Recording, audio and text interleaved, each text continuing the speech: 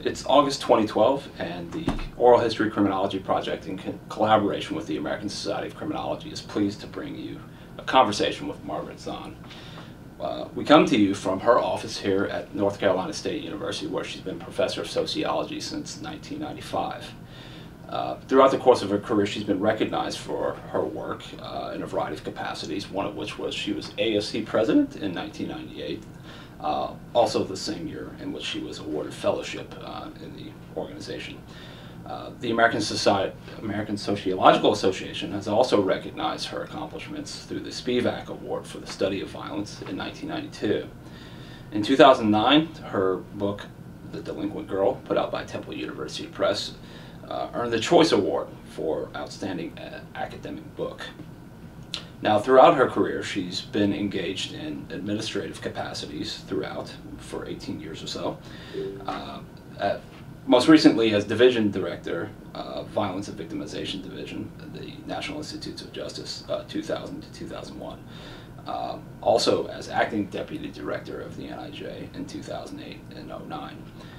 She's also served as the primary investigator for the Girls Study Group, sponsored by the RTI, for a number of years, and we'll talk at some point in our interview here about her work with that. In the academic realm, she's held a variety of positions in sociology departments throughout the country. Early on in her career at Temple University, North Carolina, Charlotte, and Northern Arizona, and she was also a visiting scholar at Columbia University.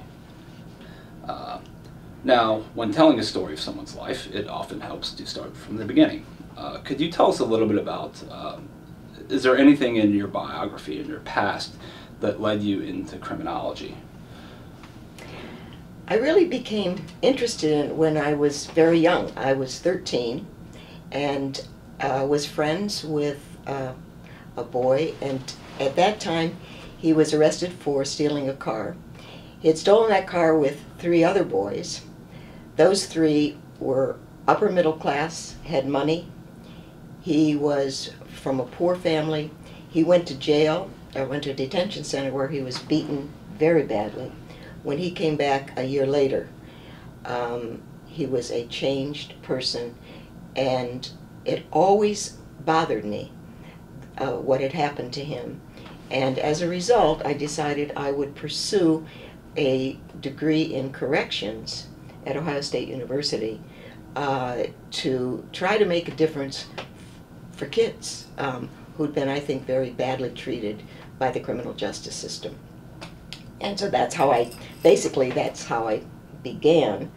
I went into corrections, which was a bachelor's degree program. Part of that program, however, took me into classes with Walter Reckless in the social department, Simon Dinitz, Judd Landis, and I loved it. And then as a result of that, Cy asked me, as I was completing my bachelor's, would I like to get a master's and come on to the good boy, bad boy study. And that seemed to be a natural, in a way, given what my initial interest had been. And Jeanette Zupanzik, who was my advisor in social work, said, you really are driven by academic interests, and I think you should go for it. So I started in the good boy, bad boy study, and that really, I think, began the career for criminology. So you were working in corrections? What kinds of positions did you have at that particular point in time? Well, I didn't. I had an internship. You had an internship? An internship Okay. in corrections. That internship also was really important. In that internship, I was working with girls. Okay. Because you weren't allowed to work with boys. You could only work with girls. Okay. But the girls I worked with were, I remember 2 of them. In fact, I dedicated a book to the 2 of them. One had been sold by her mother at age 12, sold for a case of wine, and she was put on the streets at age 12 as a prostitute. That girl was very, very academically interested, even though she'd never gone to school, and we would sit and read stories. Oh, okay. She had read all of Marx. I couldn't believe by the time I met her, she was 15. And we talked. The other girl, on the other hand, wouldn't speak at all. Mm. And I didn't realize, when it told me that girls in detention often are highly depressed and have mental health issues. She ultimately, this was long after I had left my internship, she killed herself. And I felt always horrible about that, although I didn't understand or know what that was all about. In fact, all I knew to do was to sit with her. I remember my supervisor said, well, I'd say, I don't know what to do because she won't talk. And he said, well, do something. So I brought crayons and paper, and we sat and we would draw and color and do things because I really didn't know what else to do. She obviously needed mental health counseling, which I was not, as a senior in college, prepared to do in any event.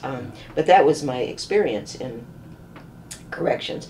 What Jeanette said to me, because I got very deeply involved with these kids, she felt it might be better that I back away a little bit. And so I, in fact, then the good boy, bad boy study was a good place to be. Can you tell us a little bit about what you were doing with the good boy, bad boy project? Right, yeah. We did surveys in schools of boys, what was their family, what was their interests, what kinds of, basically what their self-concept was about. And it was an interesting project. Now, this is what ultimately produced the containment theory? Yes. Well, it was a test. It was a test of containment theory. All right. And unfortunately, or at least one thing that happened, is we asked a question of the boys: do you love your parents? And the Columbus, because attachment to parents was considered to be an important part of containment. It hit the newspaper, I think it was called the Columbus Dispatch, sociologists trying to destroy families by asking whether you love your parents. And so I remember when Walter Reckless walked in and said, we're got to close this project down for a while. Then we did data analysis and that sort of thing. But it was an interesting introduction for me into the politics of research, because there's always a political climate in which research operates, and that certainly was one in the good boy, bad boy study. Now, you stayed at Ohio State and you earned your PhD in 1969. But I didn't stay at Ohio State. But your dissertation wasn't on. No, but see, after the master's, I never thought I'd go on for a PhD. It didn't occur to me to do that. All right. So what I did was I then accepted a job to teach at Kent State. Okay. And so I was teaching, and large classes, lots of students. Shared an office with 3 men, all of whom made a lot more money than me. So I went to my department head, and I said, Jimmy, why do I make less than they make? And he said, because you're a girl, and you don't have a family, so you don't need the money. I thought, but I do the same work. In any event, 2 women there, who on the faculty, said to me, you've got to go get your PhD. And I said, I had never thought about doing that, really. But I called Ohio State up, and the head of the medical sociology division said, come in medical sociology. All right. And so I did. Okay. And I had a fellowship, a 4-year fellowship. I got my degree in 4 years in medical sociology. Okay. So that made then a career shift. They didn't have crim money at that time, so I was in medical sociology, which was also very interesting to me. Yeah. So you did your dissertation on stigma. Right. Now, it doesn't seem like, in my mind, it doesn't seem like there's much of a connection, but how did you get from stigma to mainstream criminology? The dissertation on stigma, in fact, does talk about the characteristics of people who are most likely to be excluded from society. Okay. All right. So certainly exclusionary processes are very relevant to criminology, but that's not how I really got into criminology. Okay. Once I went to Temple, had my degree, I was teaching medical sociology. One of the students in the class came up to me and he said, "Why are all of these drug users getting murdered?" And I said, "I didn't know they were." And he said, "Well, yes, they are." And he worked for a drug agency in Philadelphia. And he said, "Could we study it?" I said, "Sure, let's study that." So I called up the medical examiner's office. I said, "Could we come down and talk to you about studying drug users who are murder victims?" And so we did. Okay. And that began the homicide agenda. But drugs and drug usage is studied in medical sociology too. All right. And homicide also, Okay. obviously, is a medical condition. Yes. Yeah. Death, it's a type of death. Yeah. So in some ways, medical sociology and criminology had some overlap. Okay. And I might add, Cy Dinitz always saw it that way. Because Cy Dinitz worked in mental health facility, with mental health data throughout his career, and we were taught in work at Ohio State to be interdisciplinary. So medical and crim often bled together. Maybe that's not the right word, but worked well together. Okay. Okay, but then I got into homicide, and that I stayed there for a while. Okay. Studying homicide. So what was it about your education at Ohio State that allowed you success, I guess? Are there things that you look back on that you think helped you throughout your career, themes or orientations? Because there were very few sociology programs that had an express focus on criminology, for instance. Yeah. I think there's three things that I think Ohio State was a terrific place to study, and I owe a lot to Ohio State. One thing, it was interdisciplinary always. Reckless believed that, Dinitz believed that, that it's not just one discipline. You need to integrate a variety of fields. Okay. So it was interdisciplinary. It was also, in terms of theory, while we learned containment theory, and labeling theory was really big during those times, but their emphasis when Hans Zetterberg came was on theory construction, and especially conceptualizing problems. So it became really central to me, as it did to other students there, to conceptualize clearly what it is you're studying. So rather than just learning a theory, it's conceptualizing a research problem so it has theoretic meaning that we also learn. So I think the interdisciplinarity, the emphasis on conceptual formation, and three, making a difference in the world, because they believed that you don't do this just to publish articles. You do this to make a difference. And Reckless did that. Tom Einen did that, who was in corrections there. And Cy Dinitz certainly always did that. So those things, Ohio State left an imprint. Now something just occurred to me here, that you're doing homicide research in Philadelphia. And the question that's lingering here is, did you ever encounter Marvin Wolfgang? Oh, yes. In fact, I think I was very fortunate that I was in Philadelphia. I talked to Marvin. In fact, at one point, Marvin did ask me to do an encyclopedic article with him, and he knew that I was working in homicide in the Philadelphia Police Department. And he and I met. He and I didn't altogether agree on some things. In fact, I'll always remember, and I was scared. I mean, I was scared, but I'm going to meet Marvin Wolfgang. And then I had just read some survey article about people's impressions of homicide. And now I've totally forgotten exactly what it was. I said, I just read this, Marvin. It's very interesting. He said, do you really believe that? And then I maybe I don't. So, I mean, because you're meeting them. Yeah, he was the dean of homicide. Yeah, he was the dean of homicide, and I was assistant professor, so whoa. Marvin was quite helpful. But I also met a lot of the people at Penn. Okay. Neil Weiner, who I ultimately did an edited book with, Margaret A, who I also worked with. Okay. I mean, they were all at Penn, and so I developed really strong connections with a lot of people at Penn during that time. Okay. What kinds of scholarly topics do you think a lot of your research agenda may be oriented around?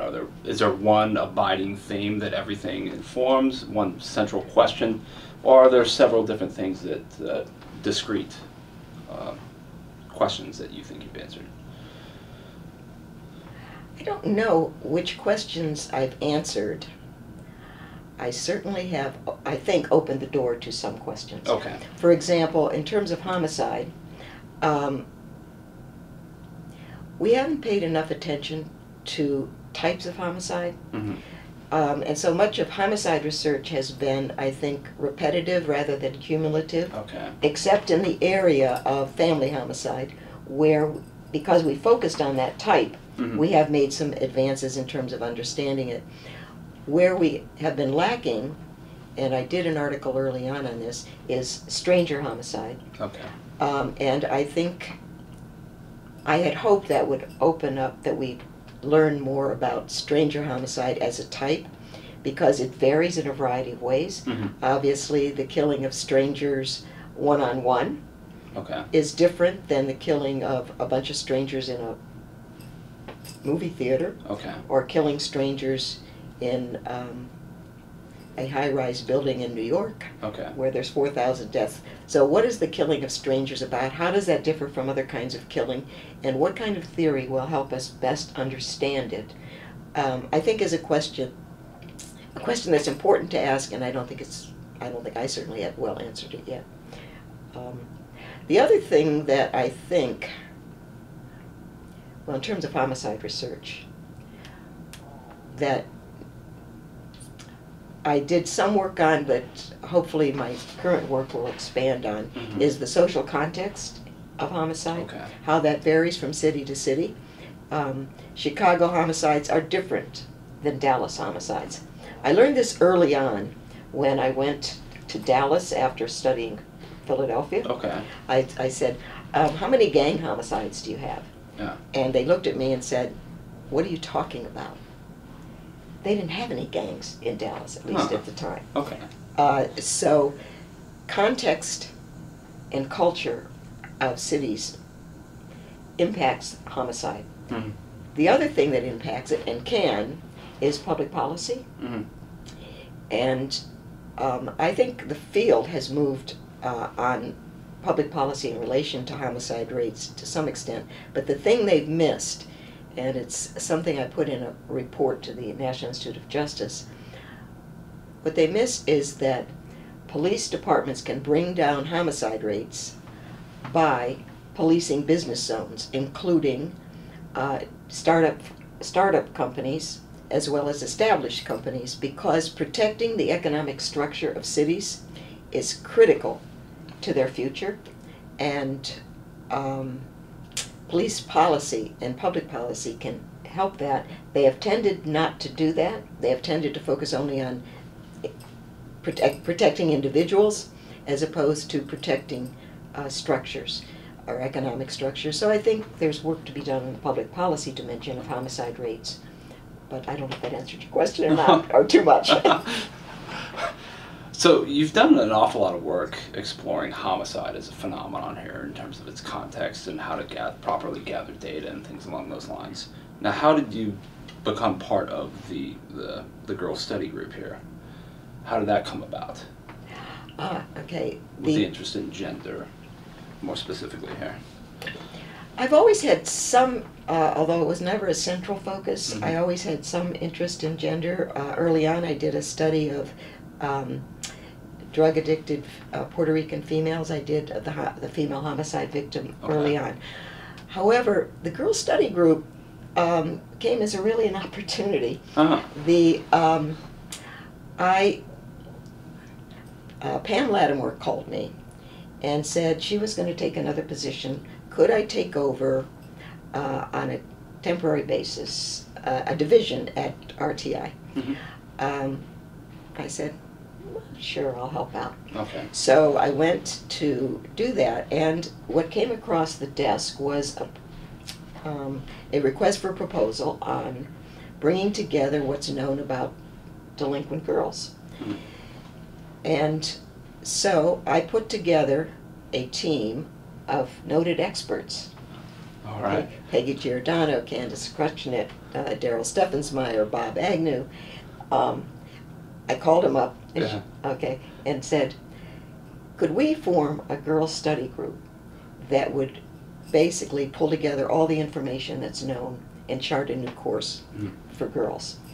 And we were fortunate enough, we won that grant, $1.5 million grant, and were able to then pull together, we did 1,600 pieces of literature that the group analyzed, and we pulled together, and that's what the Delinquent Girl book ultimately resulted in, what it resulted in that book.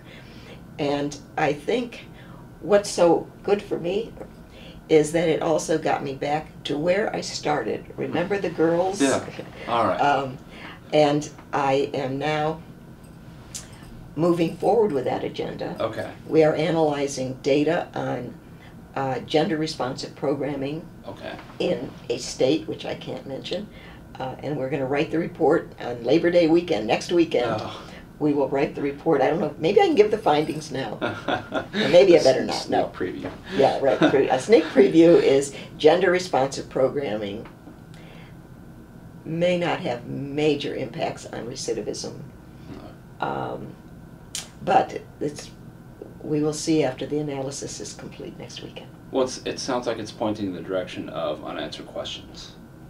Yes, So. the unanswered questions are, is a risk profile that's different for boys and girls the necessary basis for programming to change their criminal behavior? All right. That's the question, and we'll have an answer for that. Okay. You've also spent, 18 years in various administrative capacities, both within the university as well as within governmental efforts. Could you talk to us a little bit about what you've done administratively that you look back on, and something that you're proud to be a part of, that you've installed? One is when I went to Northern Arizona University, it was a sociology department, and there were some people in it who did criminology, certainly. But the university wanted to develop criminology further. Mm-hmm. So what I did is basically hired, in the 2 years I was there, I think it was 5 or 7 people in criminology, and we ultimately established the criminology criminal justice program that now exists there. It did not exist at that time. I didn't stay to further its development. Other people took over, did a very good job of that, but getting it started I feel good about, and that's one thing that I did. In other administrative jobs, how many do you want to talk about? Let's see. I mean, administration takes many kinds of forms. Yeah. When I was dean of humanities and social sciences, there is no criminology except in the social department here. I mean, there is criminology in the social department here. But I did many other kinds of things, like establishing foreign language centers, establishing, one thing I felt really good about, but it went away under the next dean. But anyway, we developed a whole series for kids in the state of North Carolina, which we had the historians, we had people from the humanities write textbooks for kids. And I think they were really good textbooks. It was not, I didn't originate the idea, I helped get it done. Yeah. But I think that was a good thing. I don't know. At the National Institute of Justice, I could go on and on, but the National Institute of Justice, I did a strategic plan for their violence division. Now, what's included in a I'm not familiar with a strategic. I've never drawn one up. What kinds of things are included in? What you do in a strategic plan is, and here again, it was like the girls' study group in a way. I called upon a variety of people. I called Al Bloomstein, I called Rick Roosevelt, I called people and said, Okay. what do you think the future should be with regards to violence research? All right.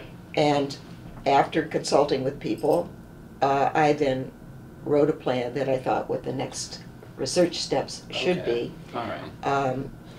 And many of them in the area of domestic violence, in fact, were followed, and I think that was All right. good. The one thing that wasn't followed, and I think is I also said things had to be internationalized. Okay. And there was insufficient money at NIJ, I think, to do that. Okay.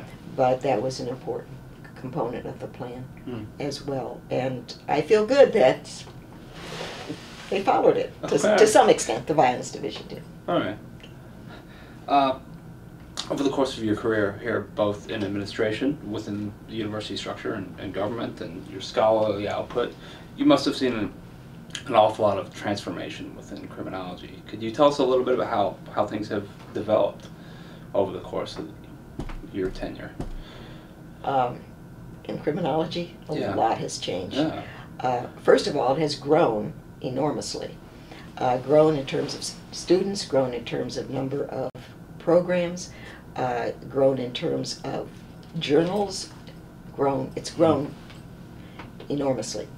When I started ASC, there were 5 women, as I remember, in ASC. Frida Adler. Wow. Let's see, there was Frida, there was me, there was Barbara Price, Nancy Wilson, and Edith Flynn. I remember we had a meeting together in a hotel room. Should we, how do we increase the number of women? Okay, that was a long time ago. Now, of course, there's many more women, so we have growth. We have a much larger number of women in the field.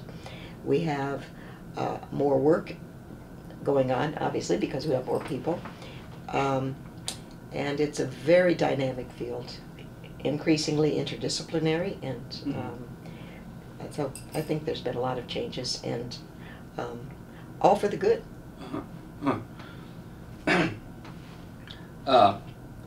When you look back on your career here, and I'm teaching my class here in another decade, 2 decades, and I mentioned Margaret Zahn, what are the things that you hope that I mention, the things that you look back on that you're most proud of?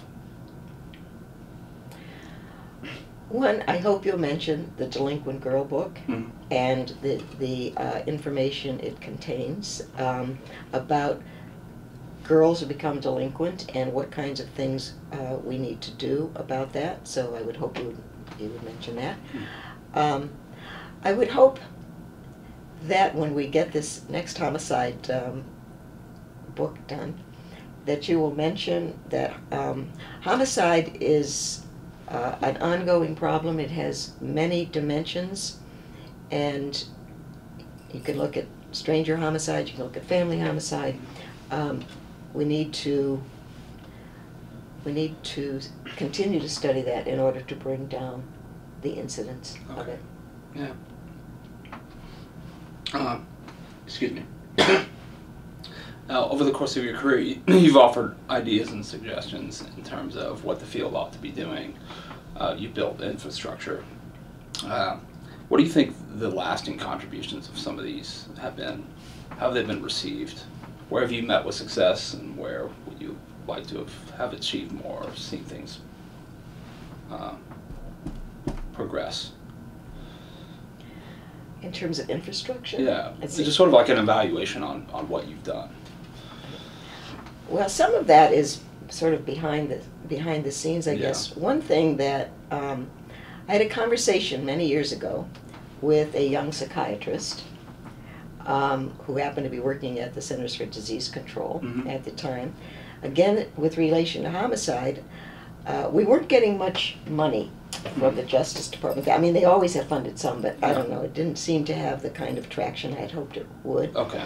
And as I was talking to, his name was Mark, he said, well, let's define this as a public health problem, because that Yeah. will perhaps incite more interest, Yeah. or additional interest, I should say. And he said, one way we can get it done is let's write a chapter for the Introduction to Public Health textbook that all public health people in the country have to read. All right.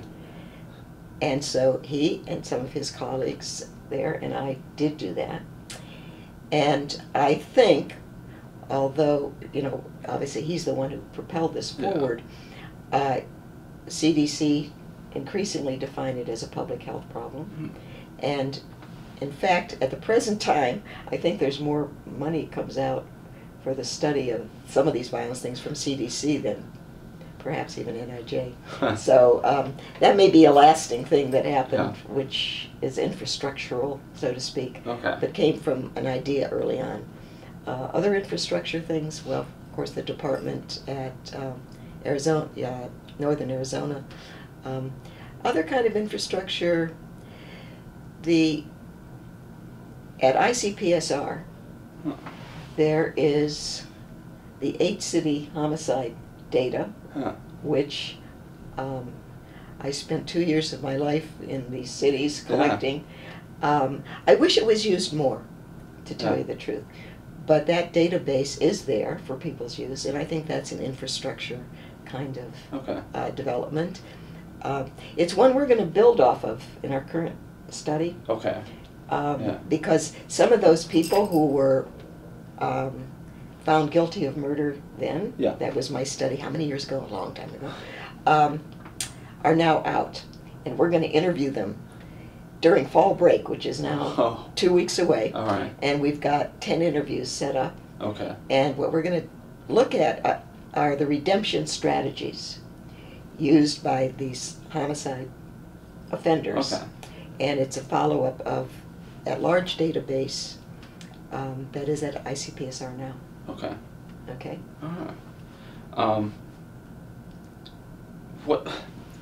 What makes, in your mind, when you're looking at the list of attributes or characteristics in terms of administration, what are some of those identifiers in your mind that make a really excellent administrator? I think there's 4 things that are necessary to be a good administrator. One, you have to have ideas and or know how to bring them together from the people who have ideas. You have to have energy, because it takes a lot of energy to move things forward when you've got a big organization. You need compassion, because administration is about dealing with people. So you need compassion, and you need integrity. You can't ever lie. And you can't steal. So I think ideas, energy, compassion, and integrity are the marks of a good administrator. Now, how do you bring all these big names together so often? It's like herding cats sometimes. I don't know. I don't know. It worked. It certainly in the girls' study group, it really worked, and maybe because they all felt they could contribute their ideas. All right. I did not. I charted a direction. All right. But each person played their own role in that. And I think that's one thing. When you bring people together, they want to have the freedom to run with what they're good at. And that's, I think, what we did with the girls' study group. In terms of, I've been on boards also, that's what I tend to do. Let them run with what they're good at. And provide the supports for that. And I guess when people know that, then they'll work with you, I guess. I don't know. Because maybe I'm lucky.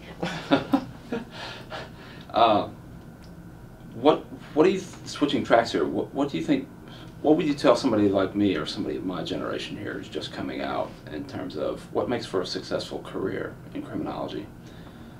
Are there things that I could be doing that would enhance my opportunities for success? One thing, know why you're in it. Because I think it's important that you have a basis for wanting to do this kind of work. Also realize this is not a career choice as much as it is a life choice. Because once you're in it, you have to work very hard. Some people are, in fact, I talked to some of my graduate students now. I just had a student in this week, and she said, I thought this was going to be a 9-to-5 job. Yeah. And she said, isn't it? I said, no. It's 7 days, and it never stops. Yeah. So you have to work hard, which means you really have to like what you're doing in order to stick with it. I also think for people who are starting, I mean, anticipate that's going to be the case. Okay. In terms of skill sets, I think it's really important to know a lot of statistical kinds of manipulation. Okay. But even more important is know what the data are that you're using.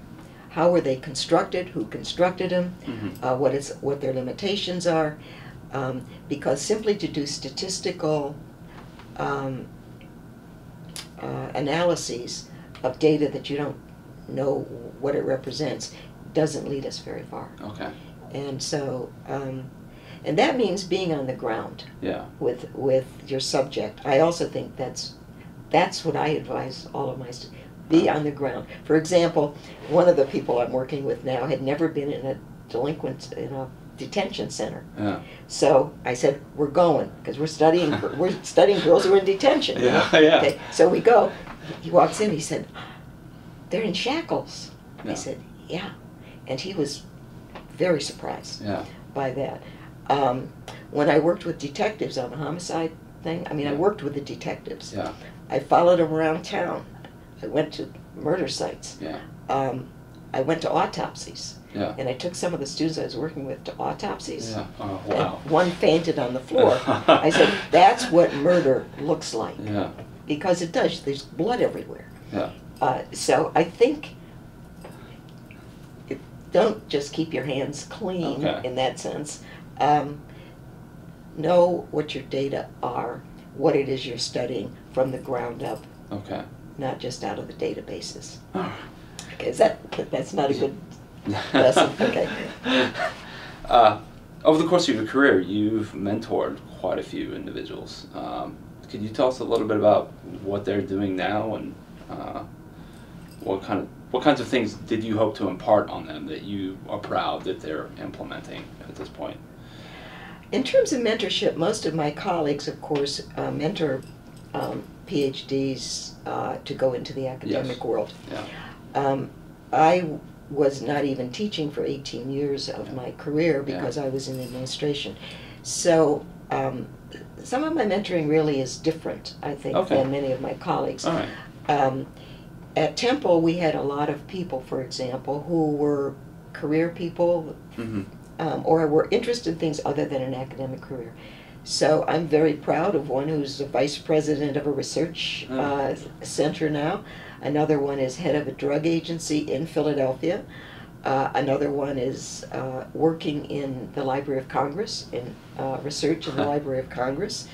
I get phone calls about, I'm considering being a dean. What questions should I ask? Yeah. And increasingly I'm getting phone calls from mid-career women in particular who say, how do you make it to full professor when you're raising kids? So the mentoring I do includes some of the traditional going on to academic careers, but it often is career strategies for a host of careers, and I feel good about that. I do. I hope that the advice I give is useful. I wish I would have used mentors more myself. I didn't do much of that when I was young, and it might have been good to do that. Yeah. When you look back over the course of your career, do you have any things that you look back on and think, maybe if I could redo that or rewind the tape and kind of rethink things or approach it differently because it produced an outcome that you weren't really keen on or what have you? Are there any do-overs? Do I have regrets? Yes. Okay. Yeah. I really regret, and basically because of having to do this interview and thinking things over, which is, it's been a very useful thing, really. I regret not writing that book on the 8 City's homicide. I should have written it. I have a 300-page report that I did. After 2 years of being in the field, I was tired of it. Okay. So I never wrote the book. That's a book that should have been written, and I'm sorry that it wasn't. Maybe I'll still go back and take a look. But anyway, that's one regret. Another regret, regret's a too strong word because I don't really regret this. I was not very strategic about job changes. Okay. And I think I should have been more strategic in that, or at least, although you can't always be strategic either, I guess. Because if there was one offer I really wish I could have taken, but at that time I didn't think my son could take another move, and so I turned it down. And so you know, and I don't regret that decision. But perhaps I could have been more strategic in job choices. So that's strategic in what sense? Like working with scholars that you wanted to work with? Or? Yes. We're going to places that already had more developed criminology programs rather than going because it was an administrative change. Or knowing what, for example, when I became a dean here, I really didn't know what the foreign languages, you know, how do you run a foreign language department? How do you run an English department? What do you do about a history department? I think strategically I probably needed a lot more background to have have done that, and may have been better placed going to a place that already had established criminology. In any event, but do I regret it? I don't regret it. It's just strategically maybe that deanship versus another one would have been more appropriate for my skill set. Okay. Now, in these various administrative positions that you've had, and as president of ASC, for instance, you've had to consider the role of policy and policy advocacy and where criminology ought to draw the line in terms of how much it expresses an opinion on particular issues of the day. The one thing that springs to mind that brought this to a point was during your tenure, there was an invitation on the part of the Supreme Court for the ASC to make a statement on, or contribute an amicus brief on an issue in terms of standing by the tenets of randomized trials.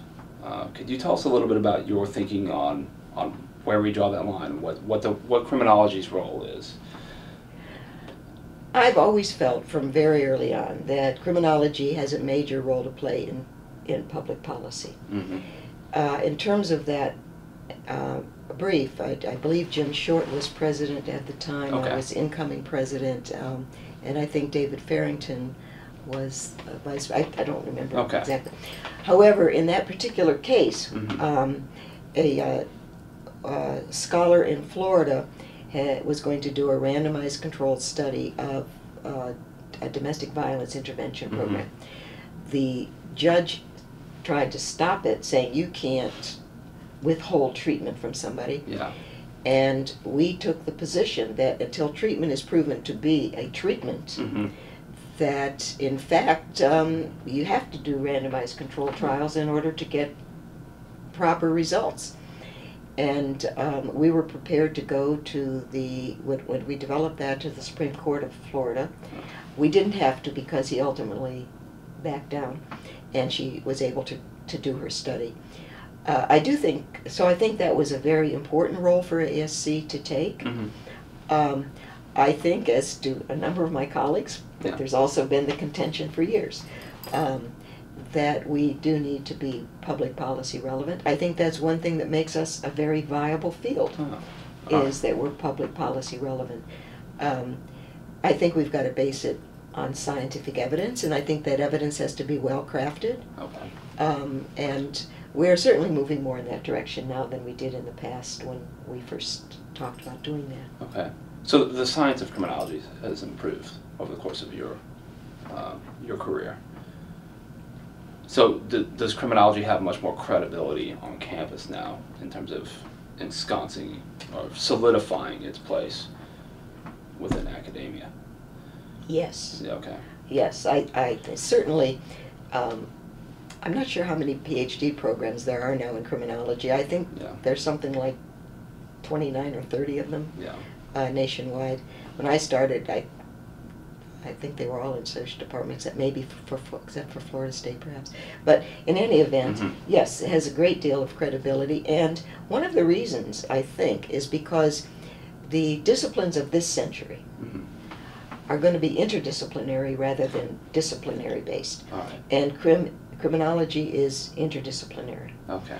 And it also, and I think one of the reasons for its success on campuses, it draws a lot of students because it's an interesting topic that has public relevance. Yeah. And so it's publicly relevant.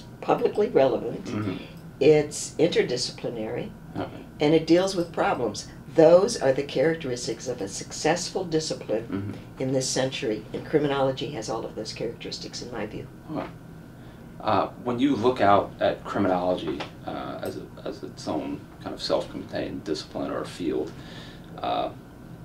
what do you think that the state of it is? If you were giving it a grade, or kind of walk us through your thinking on the state of its health. I think it's very healthy in many ways. It's developing more databases. Okay. And using more databases, which is good. Take a look at the START database that Lafree has built, for example, at Maryland. I have all my students now become familiar with that. We didn't have that 10 years ago. All right. So we have, I think, more data to work from, which is good.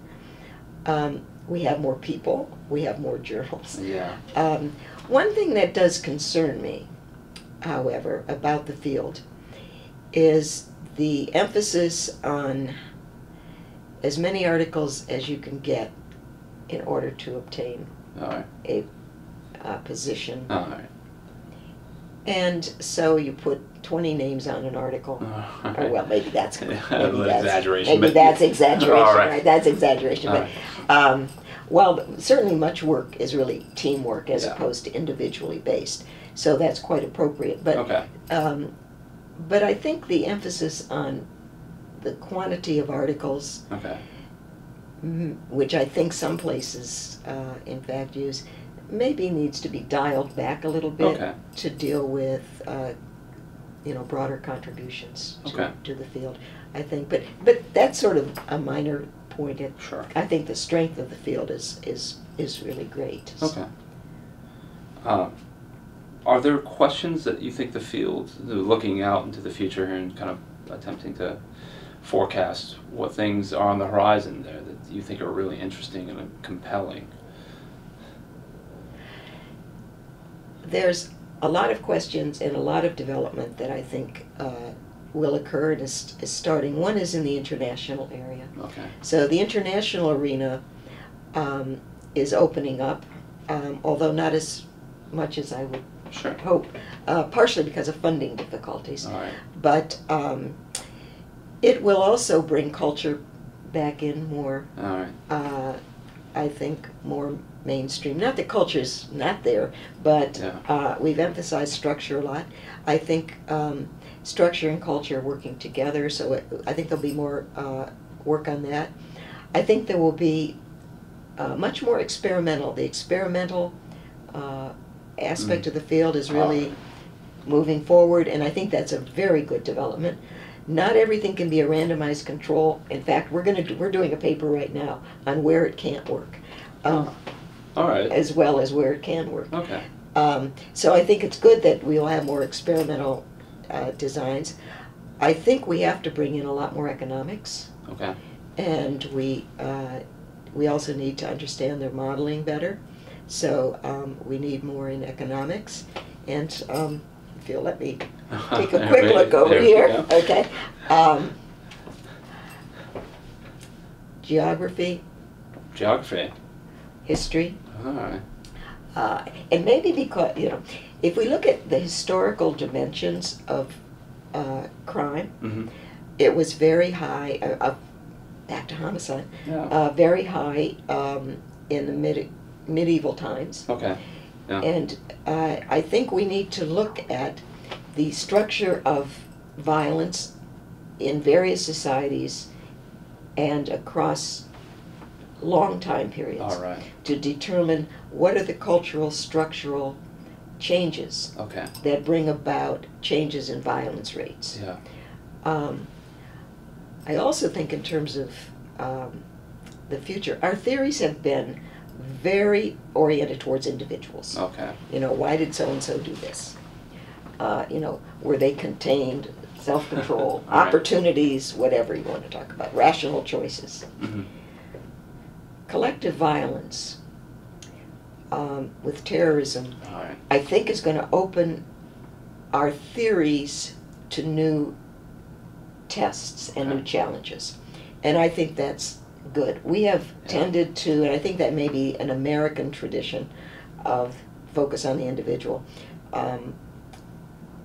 I think more collective kinds of violence will drive some of our emphasis going forward, as well as individual kinds of, and to see how the two are related, I think it might be important. Yeah. I could go on and on, you know, but I won't. We'd like to thank you for your time here. We've covered an awful lot of ground here. I'm just wondering if there's anything that that cries out for attention here that you'd like to contribute here that may have been overlooked. Yeah, there are a couple of things Okay. I'd like to talk about, I think. One is, and I should have maybe mentioned this before, one of the changes in criminology that I think will be useful is if we look at other kinds of things besides humans as the basis for analysis. Okay. Like the destruction of the environment. All right. The destruction of certain species. Yeah. And whether that when they're done for convenience or for tourism or for profit, and what is the impact for criminology if we have other species or other things besides humans that we took as a unit of analysis. Yeah. Secondly, I do think because we have an emphasis on gender now, I mean there's a great deal of gender and crime emphasis, I think we need to wed that better with, and I know colleagues will not agree with this, but we need to continue to look at ways to deal with what gender means in relation to our theories. Okay. And I don't think we've dealt as well with that as we could. Is it seen as separate? You want more integration there? I want more integration, but a number of people don't feel it's possible. And perhaps they're right. Okay. We had, for the girls' study group, we had a very interesting conversation, I remember the night well, with Jody Miller and Bob Agnew and other people we said, okay, I wanted to do a theoretically integrated chapter for that book. All right. And we debated it well into the night. Yeah. And the conclusion of the people, all of whom contributed to the discussion, was it is not possible. Oh. I still hope in some ways it may be, but I could be wrong. In any event, that's one thing. The other thing we didn't mention, and I probably should have mentioned as well, is something I did bring up in my presidential address, which is a long time ago now. Yeah. But I mentioned distance education and Yes. its role in our future. And I think for young academics, there may be major changes in the professor's role now that distance education is here. Okay. How it's going to evolve, I'm not altogether sure. I think this open culture thing started by Stanford in Michigan is opens a whole new set of questions. Okay.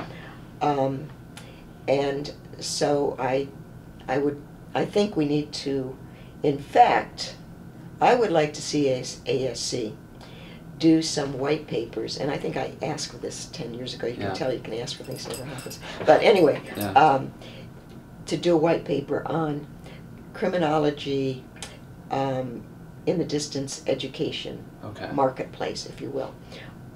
Where is its role? Where should it fit? The 500 courses, I looked this up the other day, the 500 courses that Open Culture, which is this distance education site, has, not one course is in criminology. And So I thought, well, there's an opportunity. Yeah. Which, by the way, is also advice for the next generation. Opportunities don't always come a second time. Yeah. Yeah. So remember Yeah. to take them when you have the chance. And maybe we'll conclude with there. Okay. All right. Okay. Yeah. Excellent. Thank you.